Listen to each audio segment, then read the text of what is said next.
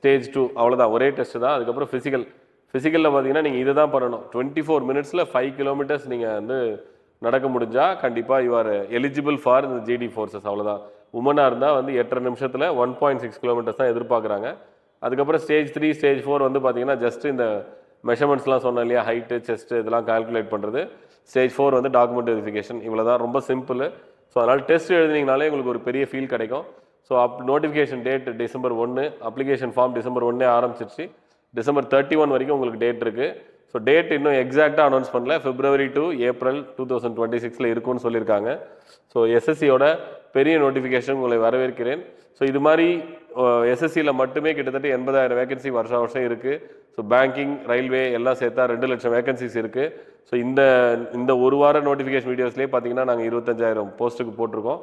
So இந்த எல்லா எக்ஸாம்ஸுக்குமே நாங்கள் கோச்சிங் கொடுத்துட்ருக்கோம். So regular batch, weekend batch அப்படின்னு சொல்லிட்டு 9:30 1:30 வரைக்கும் 4 மணி நேரம் தொடர்ச்சியான கிளாஸு. அப்புறம் மதியானம் டவுட் செஷன் சொல்லிட்டு ஒரு நாளைக்கு 5 மணி நேரம்னு சொல்லிட்டு, ரெகுலர் பேட்ச்னா மண்டே டு ஃப்ரைடே 5 டேஸும் கிளாஸ் இருக்கும்.